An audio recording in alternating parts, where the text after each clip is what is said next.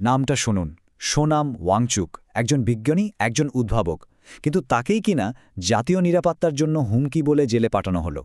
আর তারপর টানা ১৭০ দিন পর সরকার হঠাৎ করেই তাকে ছেড়ে দিল।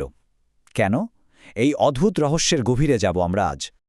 ১-২ দিন নয়, টানা ১৭০ দিন, মানে প্রায় ৬ মাস জেলে একদম একা থাকার পর জলবায়ুকর্মী সোনাম ওয়াংচুক হঠাৎ করে মুক্ত। আর তাকে যে সে আইনে আটক করা হয়নি, একেবারে জাতীয় সুরক্ষা আইন মানে এনএসএর মতো কঠোর একটা আইনের আওতায় আনা হয়েছিল। সরকারের চোখে তিনি ছিলেন দেশের জন্য এক বিরাট বিপদ। আর এখানেই তো আসল প্রশ্নটা, তাই না? যাকে দেশদ্রোহী জাতীয় হুমকি বলা হলো, তাকেই আবার সরকার নিজে থেকেই একটা গুরুত্বপূর্ণ শুনানির ঠিক আগেই কেন ছেড়ে দিল? পর্দার আড়ালে আসলে কি চলছিল? এই রহস্যের জট খুলতে হলে আমাদের প্রথমে বুঝতে হবে মানুষটাকে। কে এই সোনাম ওয়াংচুক, আর কিসের জন্যই বা ছিল তার এই লড়াই? সোনাম ওয়াংচুকের পরিচয় কিন্তু শুধু একজন অ্যাক্টিভিস্ট হিসেবে নয়, তিনি একজন খুবই সম্মানিত বিজ্ঞানী আর ইনোভেটর। আরে, আমরা যে 3 ইডিয়টস সিনেমাটা দেখেছি, ওটার র্যাঞ্চো চরিত্রটা কিন্তু ওনার জীবন থেকেই নেওয়া।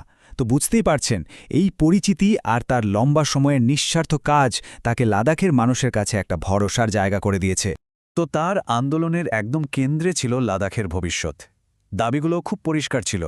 লাদাখে একটা পূর্ণ রাজ্যের মর্যাদা দিতে হবে, ওখানকার যে ভঙ্গুর পরিবেশ সেটাকে বাঁচাতে হবে, আর লাদাখের যে নিজস্ব সংস্কৃতি সেটাকে রক্ষা করার জন্য সংবিধানের ৬ষ্ঠ তফসিলে জায়গা করে দিতে হবে। এখন প্রশ্ন হলো, এই ৬ষ্ঠ তফসিল জিনিসটা আসলে কি? খুব সহজ করে বললে, এটা হলো আমাদের সংবিধানের একটা বিশেষ রক্ষা কবচ।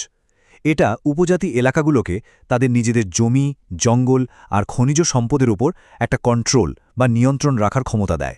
মানে, লাদাখের জন্য এটা ছিল তাদের নিজেদের অস্তিত্ব টিকিয়ে রাখার লড়াই। আর এখানেই আমরা মূল সংঘাতটা দেখতে পাই। দেখুন, একদিকে লাদাখের মানুষ চাইছে নিজেদের শাসন ব্যবস্থার মাধ্যমে তাদের সংস্কৃতি আর পরিবেশকে বাঁচাতে, আর অন্যদিকে কেন্দ্র সরকার চাইছে চীনের মতো একটা দেশের পাশে থাকা এই স্ট্র্যাটেজিক্যালি গুরুত্বপূর্ণ এলাকাটার উপর তাদের পুরো কন্ট্রোলটা ধরে রাখতে। কিন্তু একটা শান্তিপূর্ণ আন্দোলন কিভাবে এমন একটা জায়গায় পৌঁছালো যে তার নেতাকেই জেলে যেতে হলো? চলুন ঘটনাগুলো একটু পরপর সাজিয়ে দেখা যাক। দেখুন, ৫টা বছর ধরে এই আন্দোলন কিন্তু একদম শান্তিপূর্ণ ছিল, কিন্তু পরিস্থিতি পাল্টে গেল যখন ওয়াংচুক অনশন শুরু করলেন। তার অনশনের ১৫ দিনের মাথায় পরিস্থিতি আর নিয়ন্ত্রণে থাকল না। প্রতিবাদ হিংসাত্মক হয়ে উঠল, আর এই হিংসার ঘটনাটাই সরকারকে তাকে গ্রেফতার করার একটা সুযোগ করে দিল। আর এই হিংসার ফলটা ছিল খুবই মারাত্মক। ১৬০ জনেরও বেশি মানুষ আহত হন আর অন্তত ৪ জন মারা যান। এই ঘটনার পর কথা বলা বা আলোচনা করার সব রাস্তাই যেন বন্ধ হয়ে গেল, আর পরিস্থিতি আরও জটিল হয়ে উঠল। আর এই হিংসার ঘটনাকে সামনে রেখেই ওয়াংচুকের বিরুদ্ধে লাগানো হলো সেই জাতীয় সুরক্ষা আইন বা এনএসএ। এটা কিন্তু একটা সাংঘাতিক কড়া আইন। এটা সরকারকে ক্ষমতা দেয় যে তারা শুধু সন্দেহের বশে কোনো ব্যক্তিকে দেশের নিরাপত্তার জন্য বিপদ মনে করলেই কোনো বিচার ছাড়াই লম্বা সময়ের জন্য আটকে রাখতে পারে। এরপর লড়াইটা রাস্তা থেকে সোজা চলে গেল আদালতের ঘরে। আর ঠিক এখানেই সরকারের কেসটা মানে মামলাটা ধীরে ধীরে একটা তাসের ঘরের মতো ভেঙে পড়তে শুরু করল। আদালতের পুরো লড়াইটা আসলে একটা প্রশ্নকে ঘিরেই ঘুরছিল। ওয়াংচুক কি হিংসার জন্য উস্কানি দিয়েছিলেন, নাকি তিনি শান্তির কথা বলছিলেন? সরকারের দাবি ছিল তিনি লোককে উস্কে দিচ্ছিলেন, আর অন্যদিকে তার আইনজীবীরা বলছিলেন যে সরকার তার কথাগুলোকে কেটেছেটে বিকৃত করে একদম ভুলভাবে পেশ করেছে। আর সবচেয়ে অবাক করা ব্যাপার হল, সরকারের এত বড় একটা অভিযোগের ভিত্তি ছিল একটাই প্রমাণ।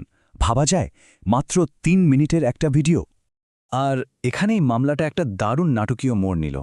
আদালত একটা খুব অদ্ভুত জিনিস খেয়াল করল, যে ৩ মিনিটের ভিডিওটা দেওয়া হয়েছে, তার জন্য যে ইংরেজি ট্রান্সক্রিপ্ট বা প্রতিলিপি জমা পড়েছে সেটা পড়তে সময় লাগছে ১০ মিনিট।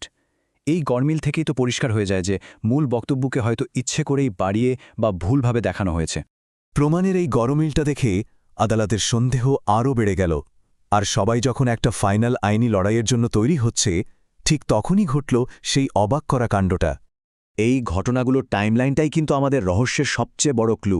খেয়াল করে দেখুন, ফেব্রুয়ারিতে আদালত সব ভিডিও প্রমাণ চাইল।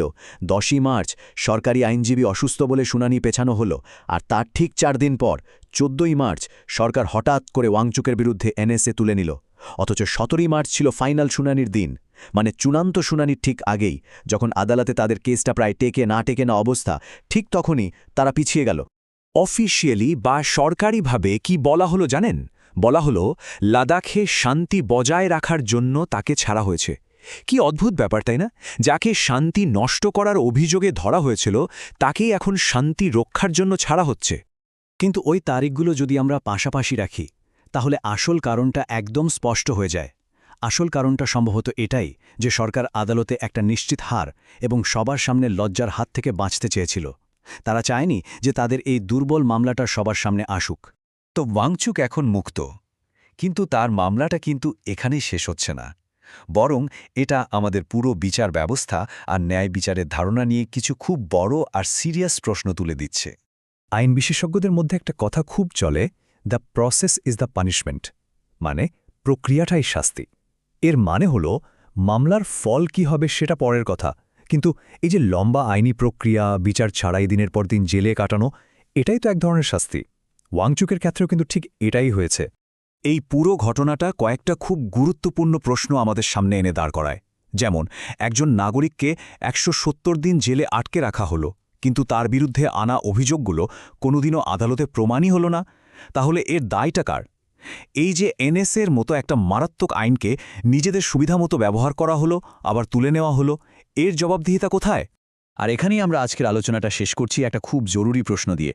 যদি এই আইনি প্রক্রিয়াটাই একটা শাস্তিতে পরিণত হয়, তাহলে আসল ন্যায়বিচার বলে আর কি বাকি থাকে?